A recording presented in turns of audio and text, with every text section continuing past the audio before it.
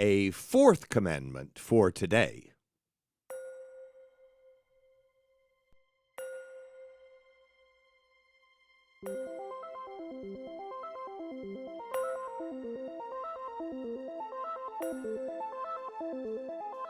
Welcome to Coffee with Creamer, where you get to sit down with our host, Dr. Barry Creamer, for a conversation about faith, life, and culture.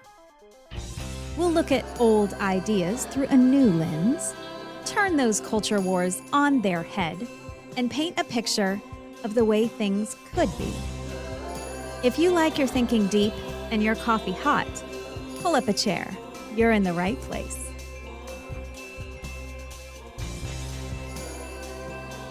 Commandments, maxims, aphorisms, whatever we want to call them. These ideas that I think are so fundamental to Christianity, essential, to Christianity, that they are worth rehearsing every once in a while, just so we can examine ourselves and make sure we're keeping ourselves aligned with what it means to be a follower of Jesus. The one today, the command or maxim that we would give for today, fits appropriately with that very test, because it is today the maxim to follow the leader. That's the fourth commandment, follow the leader. And I say it meaning the idea of submission, the idea of being a follower, which is the opposite of what we celebrate in our culture and our way of thinking about ourselves in this world positively. Nobody likes to say, ooh, he's a follower. That's fantastic. But it is an essential part of Christianity. It's just built into it. And so you can imagine why. The lordship of Jesus is the hallmark of Christianity, which means we follow someone.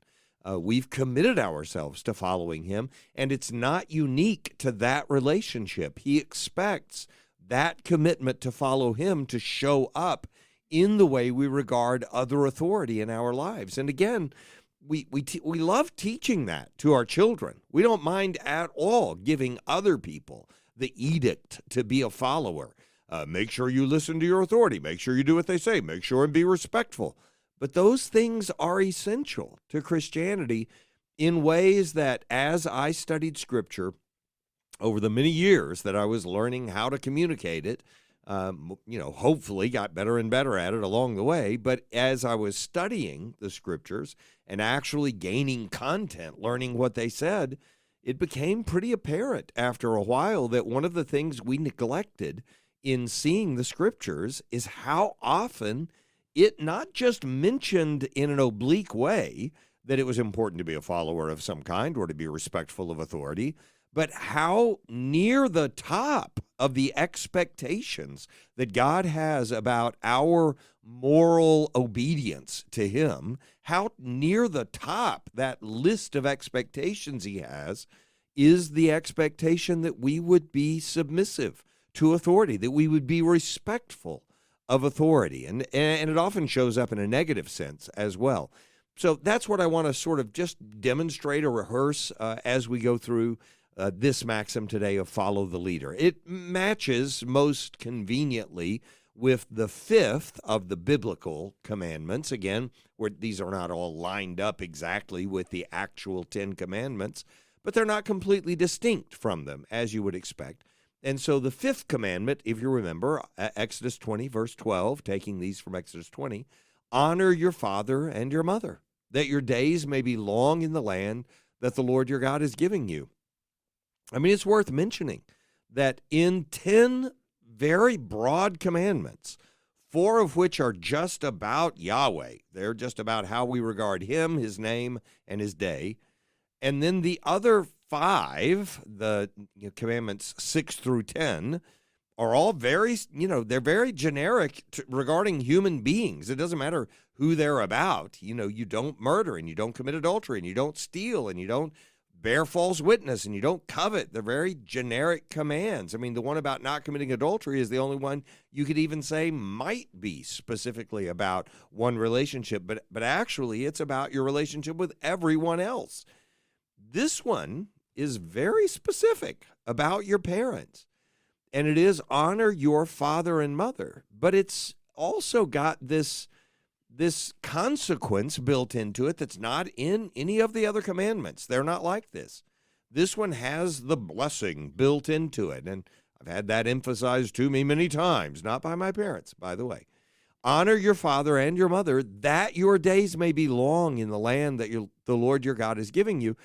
And, you can take that as sort of a quiet, secretive, mysterious reference to some magic that happens if you're obedient to your parents. Then you end up with this special, mysterious hand of God blessing you with a long life because you were a submissively minded person. You could take it that way, or you could take it as simply your parents are going to teach you good things, and if you're wise, you'll obey them, and because you've obeyed them and you're wise, you'll live longer. But you could just as well take it simply to mean, I'm going to bless you because obeying this command is a really important one. And if you can learn to do this, then I will reward you with a long life. I don't know which way it works, honestly. I just don't know which way he means it.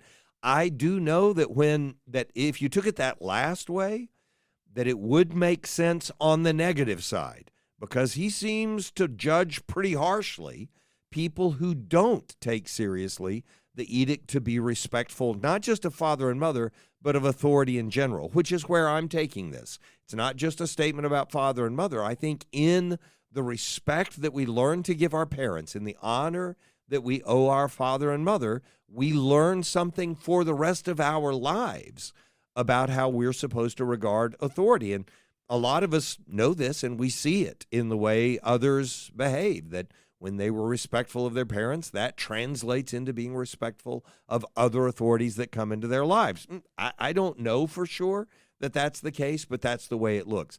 And this idea is not just me extrapolating from Exodus 20:12, the fifth commandment, that we ought to be submissive or that we ought to be willing to follow the leader. It's actually based on other passages that make it really important how significant it is that we be respectful of authority. And then looking back at the Ten Commandments and going, where was it in there? Oh, honor your father and mother. It's pretty obviously in there at that point. So let me, first of all, emphasize it from this fifth commandment and then talk about it more generically. In emphasizing this command, it's no mistake that when the rich young ruler is dealing with Jesus, Jesus is asking him, well, keep the commandments. And he says to him, which ones? This is in Matthew 19, verse 18, this particular version of that story. Jesus said, well, these: you shall not murder, you shall not commit adultery, you shall not steal, you shall not bear false witness. And then in verse 19 of Matthew 19, he says, honor your father and mother, and you shall love your neighbor as yourself. And it's really interesting that he names all the commandments. He names those closing commandments, but doesn't say, and thou shalt not covet, but does say the honor your father and mother one, which is very often, it's unclear whether honor your father and mother is supposed to go with the first four commands. Here's the representative that I've given you in your home of me, so be respectful of them in the same way you've learned to be respectful of me. Does it go with the first table of the commands, or does it go in the second table of the commands? It's like, thou shalt not kill, thou shalt not steal. Well, Jesus apparently puts it in the second table of the commands and sandwiches it between the five that we would expect to come from there, or the four. He doesn't give the thou shalt not covet one, but he pairs it with them and then closes it out by saying, oh yeah, and that more generic thing that covers the whole second table of the commandments, which is, you shall love your neighbor as yourself, which comes from Leviticus 19, an entirely different passage. We talk about it in almost every episode in one way or another. Anyway, I find it interesting that Jesus does include that, honor your father and mother, at the end of the list of the commandments that go with the way we relate to other people, when he's talking to the rich young ruler about all the commandments that he has to keep in order to satisfy this requirement, right? So which commandment should I keep? And then he gives the answer.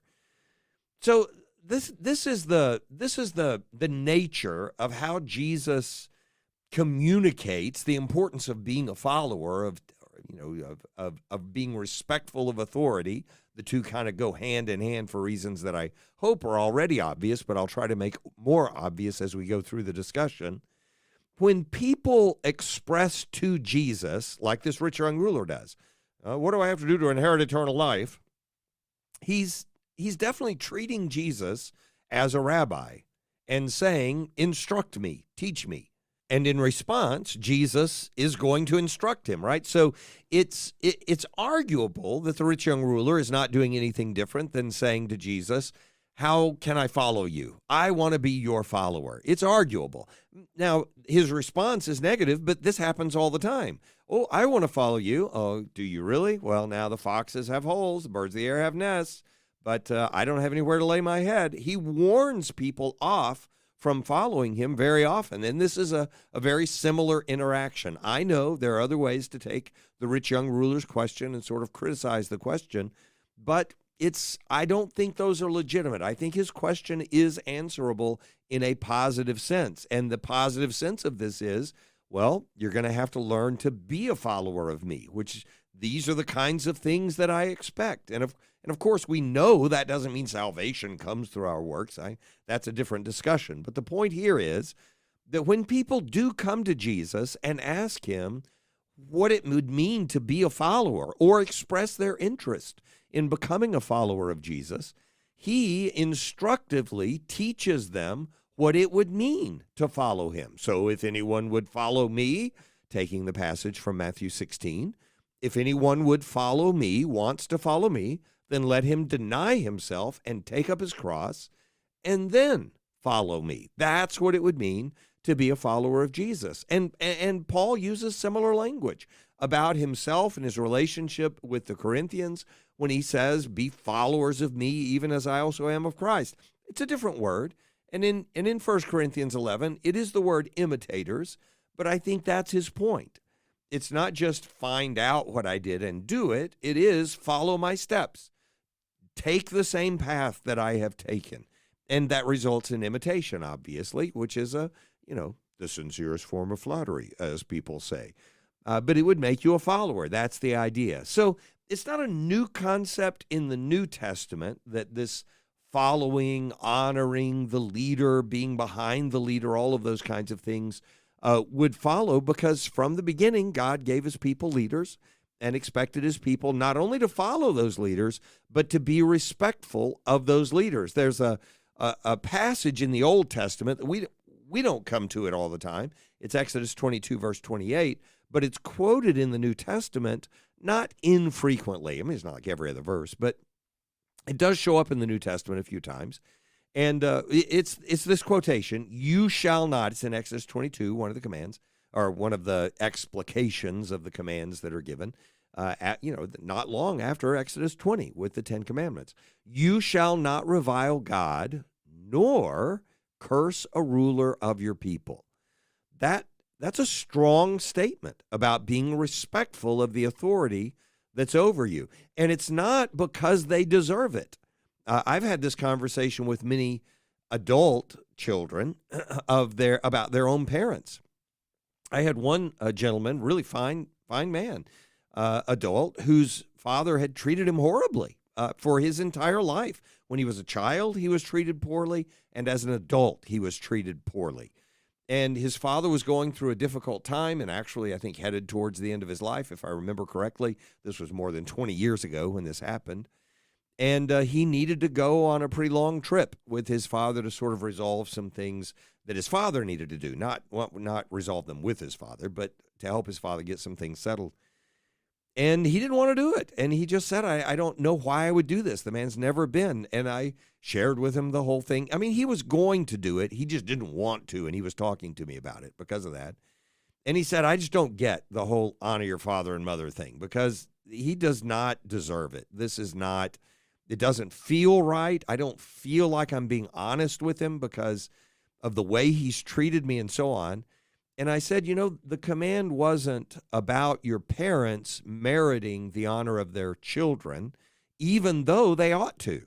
That obviously that's what God wants. He wants parents to be good parents. He even says that in the New Testament. Fathers don't provoke your children, and so on. So there are reasons that parents ought to learn that, but this commandment has nothing to do with the quality of parents.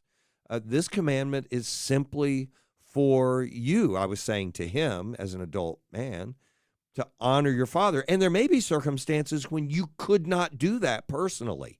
Like there could be times that could create too toxic an environment for an adult child even to be in the presence of their parent. I get that. I don't begrudge that at all. But you can still choose not to be a person who just drags them through the mud publicly. And there may be a time when you have to do that.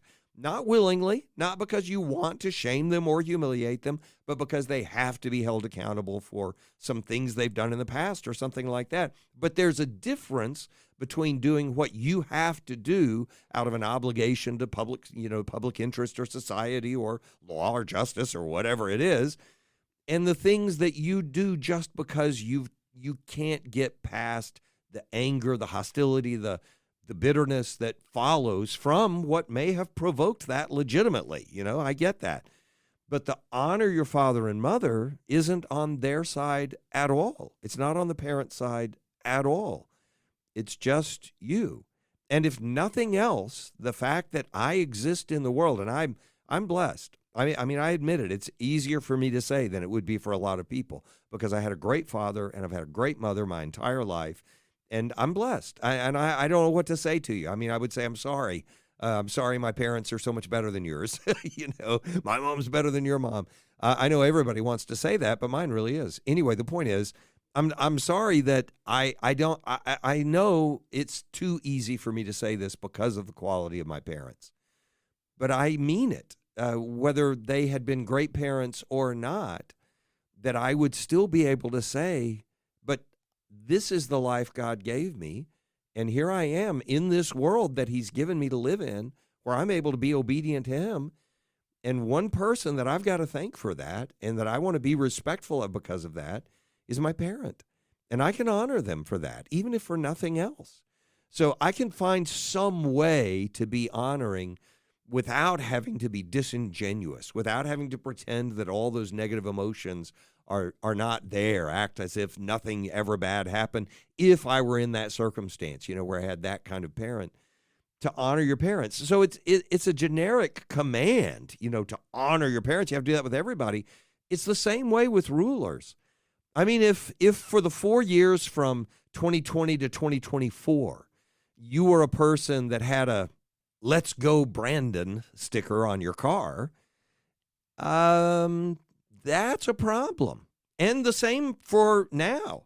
If from 2024 to 2028, you're going to have a bunch of derogatory sideways names for President Trump, then that is a problem with this idea. Now, I know we're not in Israel, and I know these are not leaders of the theocracy that we're talking about. That's not what we have, at least not yet in America. So I get that there is a difference, but the application is not hard to see going forward. Romans is a book that's there, and the idea of respecting authority and recognizing that it can't exist without God's hand having been involved in it means that we should be respectful, whether it was under the Biden administration or now under the Trump administration. That doesn't mean I have to agree. That doesn't mean I have to say, oh, well, it's okay, Herod, that you have your brother's wife. That's fine. I don't have to do any of that. I can speak honestly and truthfully and still be respectful of authority. We have a perfect example for this and for how it shows up in the New Testament with Paul and the way he's treated by the high priest in his time, which is not even a legitimate high priest line. There's no legitimacy for the high priest line that's in power during the life of Jesus or Paul in the New Testament. They are usurpers to the position that they take. And yet listen to how that resolves in Paul's interaction with them. And this comes back to that verse in Exodus 22 in just a moment because Paul recognizes it. He quotes it. So in Acts 22, this is what's going on. Paul's been arrested and he's being threatened. Don't go around preaching this anymore and so on. And they are harming him. I mean, they're planning on killing him ultimately. So anyway, in Acts 22, it says, on the next day, desiring to know the real reason why he was being accused by the Jews, he unbound him. This is Paul appearing before the council and about to appear before Ananias, the high priest. And so it says, the next day, so he unbound him and commanded the chief priests and all the council to meet, and he brought Paul down and set him before them. And looking intently at the council, Paul said, brothers, I have lived my life before God in all good conscience up to this day. And the high priest, this is after Paul has spoken, the high priest Ananias commanded those who stood by him to strike him on the mouth. And then Paul said to him,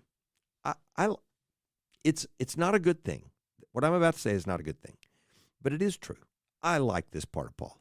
I like that Paul says this, and I'm sorry. I don't know what to do about that. I'm trying to find a way back to say, no, I would not do that.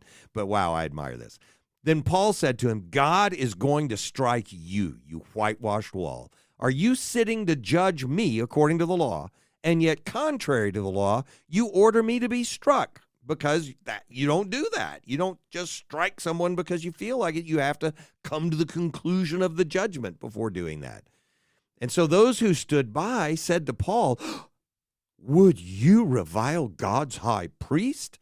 And Paul said, I did not know, brothers, that he was the high priest.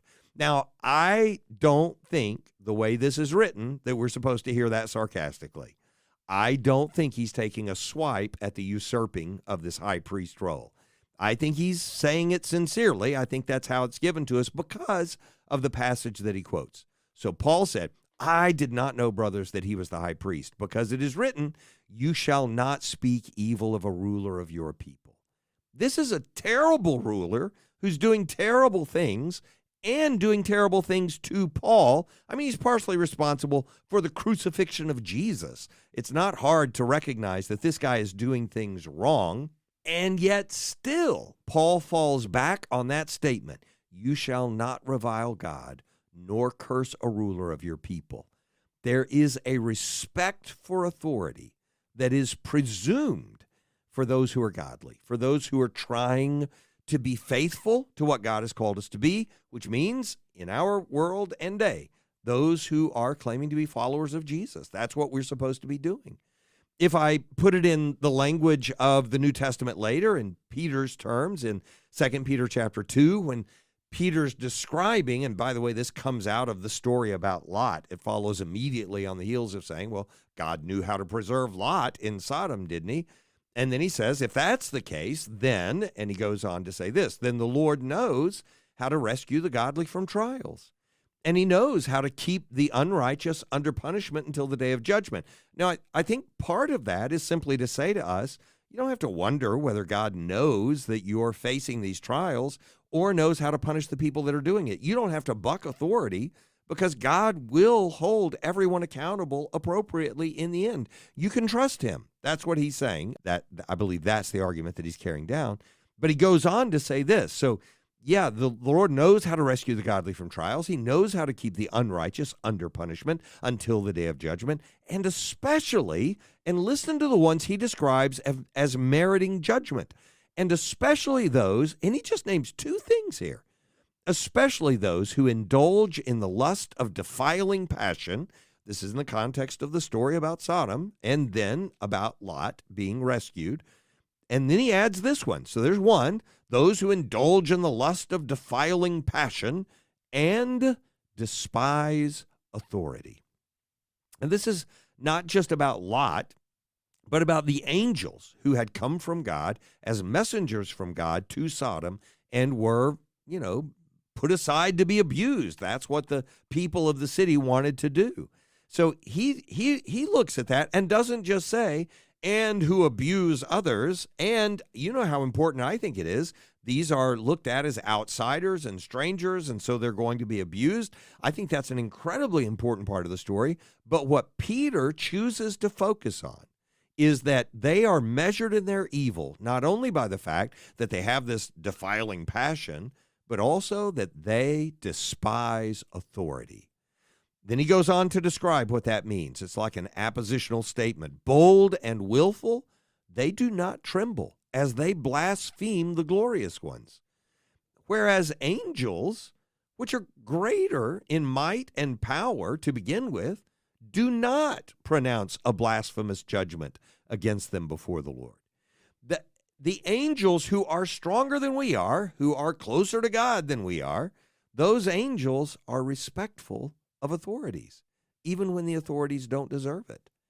But we tend to shirk that authority, to shuck it off of us, and instead to demonstrate our own pride, being able to overcome those powers that are trying to rule over us in some way. In Jude, the same kind of story is being told. He's actually appealing to exactly the same case about Sodom and Gomorrah and so on, and has a reference to Lot even. But in Jude, he says it this way, yet in the like manner, these people also, the ones who are going to face judgment, he's saying, these people also, relying on their dreams, their own source of authority, defile the flesh. That's one, so they're defiling passions. He says, they defile the flesh, reject authority, and blaspheme the glorious ones. 2 out of the 3 things that he names, meriting this catastrophic judgment that he's describing in Jude, are about authority and whether we have a respect for it or not. Defile the flesh, reject authority, and blaspheme the glorious ones. But in contrast to that, when the archangel Michael, the mighty, powerful Michael, contending with the devil, the enemy, was disputing about the body of Moses, he did not presume to pronounce a blasphemous judgment, but said, may the Lord rebuke you. It's a completely different concept than those of us who want to eliminate the authorities who want to rule over us. The idea that we reject authority and that doesn't say something about our walk with God, about our willingness to become the kind of people we're supposed to be, it just won't fly, in the light of what Scripture says about it. Now, I'm going to confess here, because of some things in my background, and I've talked about my independent Baptist background, not when I was a small child, but from the time I was 16 to about 24 or so, I was in that independent fundamentalist movement, where there are a lot of good things, but I also had a lot of legalistic influences and other things like that I've had to figure out how to navigate, and in some ways how to overcome. In other ways, just how to moderate or how to understand where those fit into an obedient Christian life. I want my life to be obedient and Christian. So anyway, because of some of those things that I learned in that time in my background, I admittedly here, this is my bias coming out, I have an unusually rigid posture regarding this particular maxim about following the leader. It is, for me, submission and loyalty are very closely intertwined. And it is, for me, natural to emphasize the importance of following the leader. I think it's biblical. I don't just think it. It's obviously biblical. I'm giving you examples right now. I'm just confessing to you that I know how much more sternly and obviously this command leaps out at me than it might at some other people. I was having a conversation with a new pastoral friend not too long ago, maybe a couple of years ago now, when we first had this conversation, and it was illuminating for me because of his experiences. We had the same background in that independent sort of movement, sort of legalistic movement, and in some ways, and it wasn't this, but in some ways, it was reflective of what others would look at as a cult, and it wasn't that. But you know what I mean, where the leader's just a little too strong. It's like, you guys are a little too committed to that person. Yeah, I get it. We probably were. And so we both came out of that background, and I didn't know that at the beginning. We were just talking about a variety of things. He mentioned that to me, where he had served as a staff member in an independent Baptist church that I was familiar with. Pretty good church, by the way. So again, I'm not condemning that whole movement at all. There are a ton of really great people in it, and I learned so many good things from that. I'm very thankful for what I received from it at the same time. So, but anyway, as a pastor now in this current environment, I viewed as an exceptionally good strategist and leader, and he is. I mean, he thinks very strategically about how to do ministry, how to achieve the mission that they're called to as a church, and so on. A lot of respect for the guy, and one of the things we were talking about was when he had he did some personality evaluations, personality tests, where you kind of see how you fit together, how you work together as a team. We've done those on our staff at Crucible College too.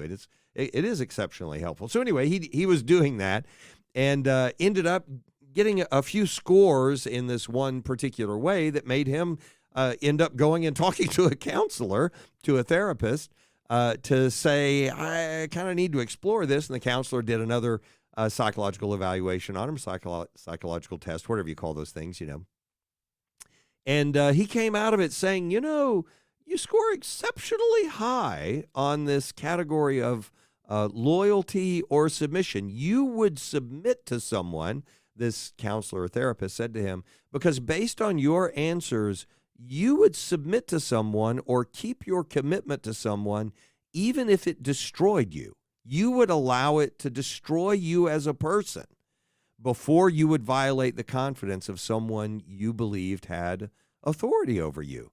And he answered kind of the same way I did. I mean, I'm listening to him say that, and I think you're supposed to respond to that by saying, wow, that's terrible. And he and I were both kind of like, yeah, that's pretty much true. I mean, isn't that what it means to be loyal? Isn't that the point? That's where I am. I admit it. I admit it. And the funny thing is, to me, it's not just about submission. It's not just about having loyalty to some cultish leader or something like that. I'm talking to you about my weakness right now. I'm not saying everybody needs to be this way. I'm saying this is sort of what comes out of some of my background that I've had to learn to deal with so that I don't expect this from everyone else. It means that I do look at other people and in my natural bent expect the same kind of loyalty from them that I would give to anybody, because I'm that kind of, that's what was built into me. I think I was naturally attracted to that because it's sort of built into me to begin with. I think it's part of my personality. And so it is, look, submission, the concept of submission, it sort of runs one way. I don't mean people can't submit to each other. We'll quote that passage in Ephesians 5 in just a few minutes. So, of course, you can, people can be submissive to one another, but the concept of submission itself is one direction. You are submitting to someone else. That's the way it goes. But that's why I want to make sure that we're combining it with the word loyalty, because in classical virtue terms, like in Aristotle or something like that, this makes a lot more sense to talk about, the concept of friendship and loyalty and the things that go with it. And loyalty pretty easily in our minds runs both ways. And I think that is the indication of what developed during that friend that I have, his years as an Independent Baptist staff member, and in my years in Independent Baptist life, that I really developed a very strong sense of loyalty to people. And I mean, I've experienced that to the detriment of the institutions that I've led. I've experienced that when I was too loyal to an employee for too long. But I find it worthwhile. I just find it worthwhile. And I find it as a secondary expression of what it means to be respectful of authority. Because, again, the way Scripture and morality works, it always does flow both directions. I mean, and this is odd. It's not like we deserve this. It's not like we deserve this from God, or that it's reasonable for me to say I would expect this from him.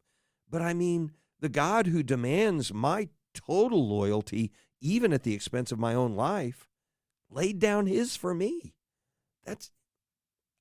It's hard not to carry that into the way we're supposed to live in our relationship with each other. Like, I value you so much, I would lay down my life for you. And I don't think it matters whether in the world's eyes, the one person has a higher position of power or the other person has a lower position of power. I think we're just supposed to be that committed to other people. And one of the ways that commitment to other people, to esteem others more highly than we esteem ourselves, would certainly express itself in the way we esteem the authorities who are in our lives. How would it not? If it's supposed to go to everyone, how would it not also extend to them? So maybe it comes out of that. So all of that is my parenthetical little insertion of the weakness of my ability to talk about this in an absolutely detached and objective fashion, as I can do so clearly with everything else, obviously. Anyway, I think it comes also, this idea of being a respectful authority inherently comes from being a people of the book. There are different ways that we know things. This is the philosopher part coming out briefly. I'll try to keep this part brief. But there are different ways we come to know things. We can come to know things by acquaintance. This is the way Bertrand Russell describes it for us. I actually see it happen. I actually have the encounter. I actually meet the person. I actually saw the event take place, whatever it is. So we know something by acquaintance. We actually encounter it. Or we can know something by description. Those are the only two ways that we talk about knowing things now. And I know there are other ways to take it, but in the hierarchy, that's a good way to bifurcate our sense of knowing things. But the idea of knowing things by description historically also included the authority that came with revelation. That is, somebody told us about it, and we recognized the authority that teller had. And so we were able to say, the man's a priest. We believe him. We take his word for it, right?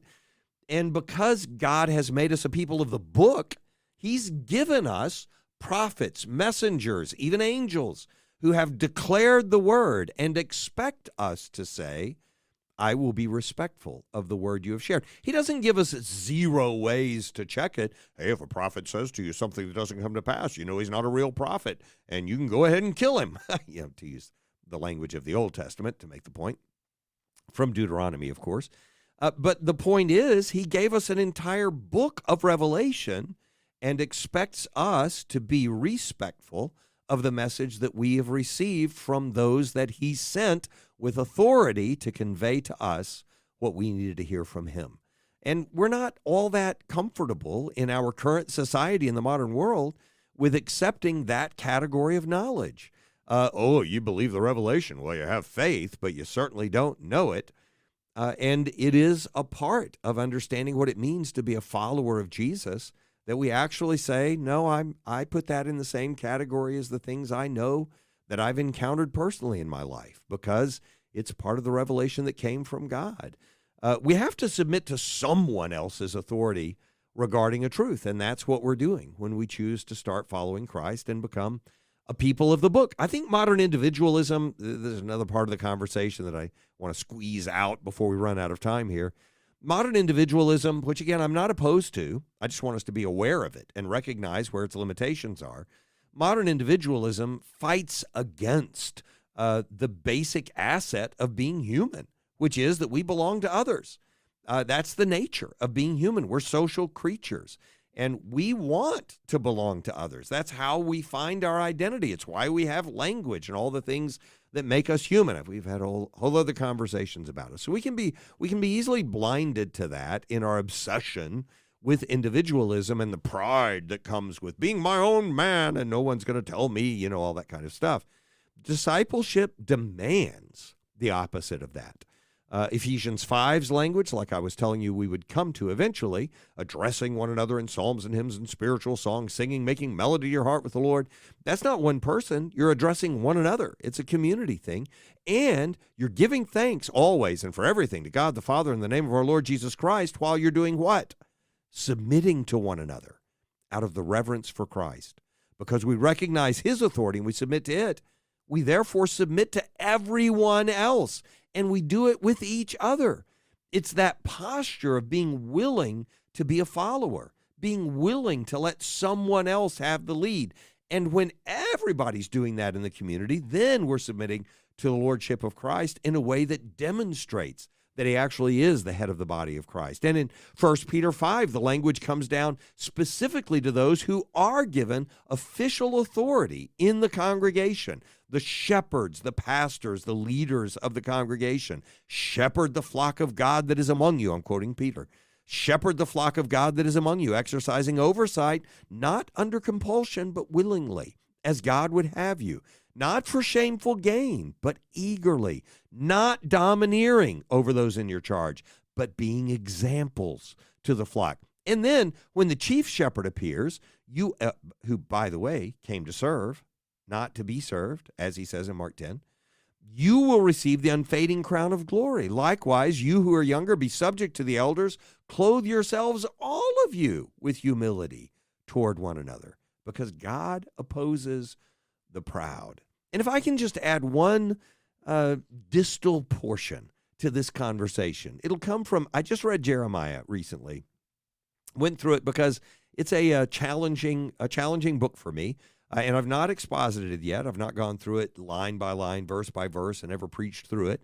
And so I'm always challenged when I go through the book, and different parts of it strike me at different times. And a passage that really struck me in Jeremiah 2, one I've quoted many times in the past and have used in bunches of sermons in the past, and it's for obvious reasons. I mean, you can use it a variety of ways, but in its context, it just really stood out to me, and it relates directly to this idea of actually submitting to authority and why it would be so essential. Not, hey, this is another thing we can do as Christians. We could submit to authority. Not like that. But like, if you can't do this, you can't legitimately claim that you're being a faithful Christian.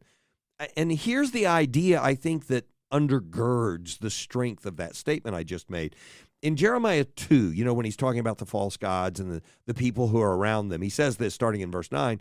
So I'm going to contend with you, he says to the people of Israel, therefore, Judah, he says, declares the Lord, and with your children's children I will contend.